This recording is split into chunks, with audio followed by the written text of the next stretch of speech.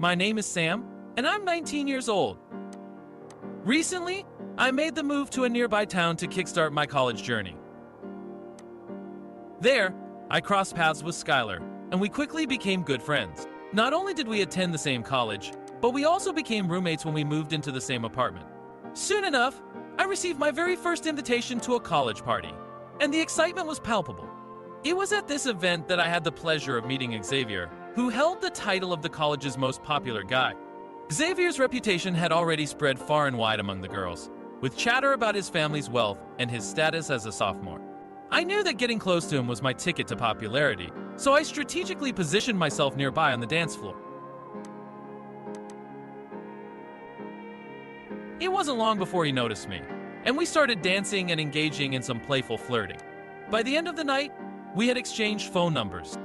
I was over the moon at the thought of my first college date with Xavier, and Skylar shared in my excitement.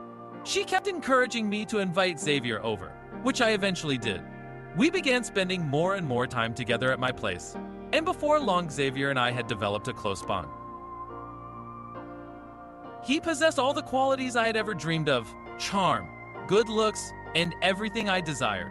Our connection deepened, and we soon found ourselves in a relationship. Skylar was thrilled about us dating, and she had a great opinion of Xavier too, describing him as a cool guy. Our relationship escalated rapidly, and we frequently hung out at each other's apartments. During this time, I shared with Xavier that I also came from a well-off family. I didn't want to appear inferior to him, so I wanted him to see me as equally affluent and attractive.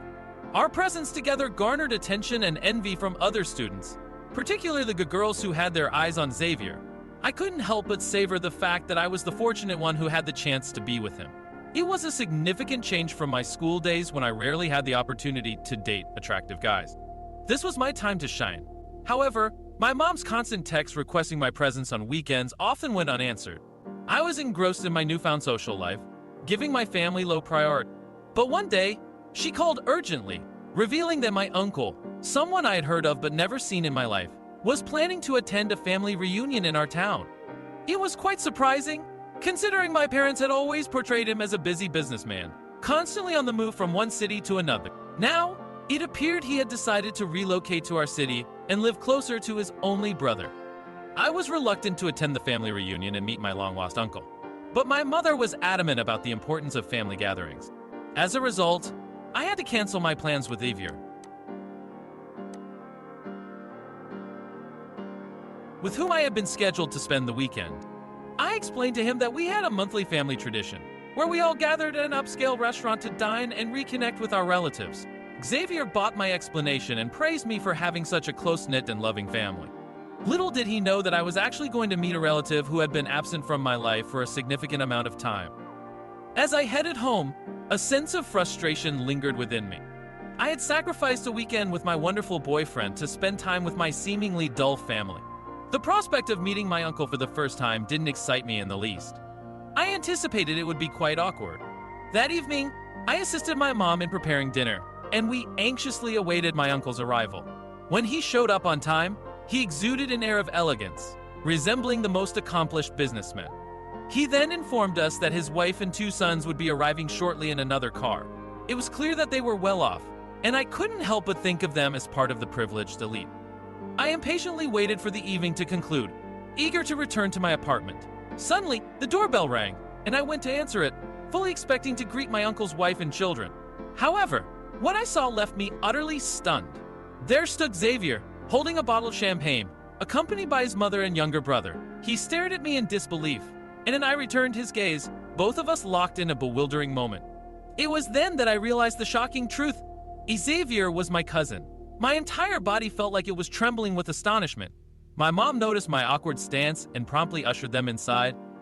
We all gathered around the dining room table, but I was so overwhelmed by the revelation that I couldn't make out a word of the conversation happening around me. I was in complete disbelief. How could this have happened? I had met a guy in a different town, only to discover that he was my cousin. I glanced at Xavier and saw that he was staring at me. We both quickly averted our eyes, both equally embarrassed. I had spun a web of lies about my affluent family and weekend plans, only to find out that he was my blood relative. The overwhelming urge to escape washed over me. Fortunately, no one seemed to notice my inner turmoil. My mom attributed my moodiness to her insistence on attending the reunion. I mentally counted every minute until the gathering would come to an end. Once we were back home, I stormed into my room, locked the door, and couldn't help but break down in tears. The following morning, I hastily packed my things and returned to my apartment. I couldn't confide in Skylar or anyone else about the shocking revelation. Days passed, and I remained holed up in my apartment, skipping college altogether. My guilt weighed on me, especially in the morning. Skylar took notice and made a lighthearted comment about someone possibly having a baby soon, which sent shivers down my spine. Could I be pregnant? No, it couldn't be true. Pregnant by my first cousin. It felt like a never-ending nightmare. In a panic, I rushed to a nearby pharmacy and purchased a home pregnancy test. When I took the test at home, the result left me in shock. It was positive. I was carrying Xavier's baby. Tears streamed down my face. I trembled with fear, and I felt utterly alone. I needed someone to confide in for advice, but I couldn't risk tarnishing my reputation by revealing the truth to anyone I knew. Desperate for an outlet, I turned to a place where I could confess without judgment: the church. I poured my heart out to a priest, sharing my entire story. After leaving the confessional, I received a message saying, "I know everything." I tried calling and texting the number repeatedly, asking who it was, but there was no response. In my anxiety, I returned to the confessional and scanned the empty space, but there was no sign of anyone. I couldn't help but wonder who I had confessed to. I was certain I had spoken to someone, but the identity of the person remained a mystery. Upon returning home, I received another message from the same unknown number, saying, "Sinners, go to hell. You must repent." Similar messages followed, and I couldn't shake my fear of this person. How had they obtained my phone number, and what were their intentions? My shame prevented me from confiding in my mother. Sharing the truth with Skylar was out of the question too. I feared her disgust and judgment. So, I made the decision to call Xavier, as he was partly responsible for my current predicament.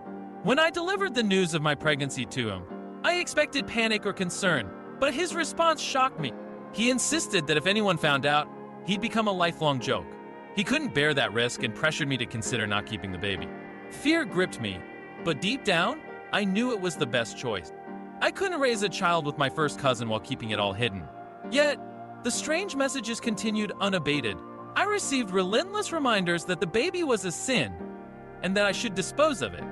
The sender claimed that seeking forgiveness through good deeds was my only path to redemption, or else my secret would be exposed.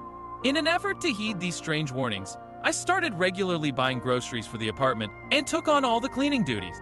I helped my friends with their studies and did my utmost to perform acts of kindness. Skylar was taken aback by my sudden transformation and made lighthearted comments, joking, "Who knew losing a hot boyfriend would turn you into a saint?" Of course, I couldn't reveal anything to her, so I chose to stay silent.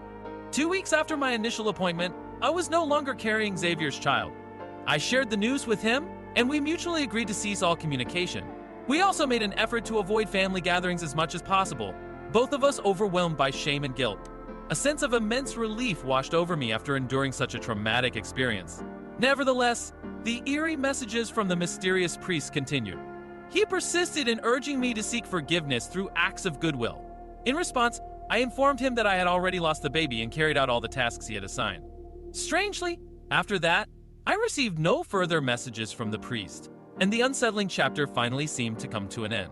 I had assumed that the person behind those unsettling messages couldn't hold any power over me, so I made the choice to celebrate my newfound freedom.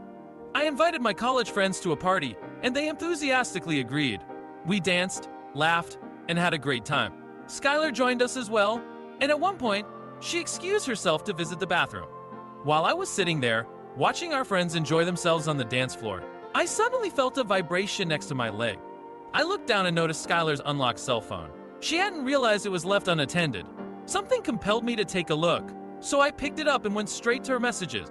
What I found left me utterly shocked. Within those messages was the name, and a sense of dread washed over me. I clicked on it, and to my disbelief, I saw all the messages from the mysterious priest. Skylar had been the priest all along. She had known everything from the start, and had been using it to manipulate and threaten me. My heart raced, and I could feel the surge of adrenaline in my veins. I stormed into the bathroom where Skylar was washing her hands, holding up her phone, and yelled, "What is this?" It was you. Why did you do this? Her expression swiftly changed, and she yelled back, I liked Xavier from the beginning, but you got to him first. When I saw you heading to the church, I wanted to confess my feelings for him, but I followed you inside, and what I overheard changed everything. I was shocked. The realization hit me like a ton of bricks. My best friend had betrayed me in the worst way possible. She had orchestrated this entire ordeal to make me suffer for stealing the man she had feelings for. Her words continued to sting as she said, I wanted you to feel the pain I did when you took away the man I liked. But in the end, you got what you deserved by dating your own cousin. I couldn't fathom the extent of her cruelty. In response, I left the party, returned to my apartment, and packed my belongings. I caught the first bus back to my hometown with no intention of ever forgiving her. I began searching for a new place to live, unable to comprehend how the person I had trusted the most had betrayed me in such a malicious manner. I blocked both Skylar and Xavier on my social media accounts and spent a week at home before moving into a new apartment. Upon my return to college, I was dismayed to see Skylar and Xavier together.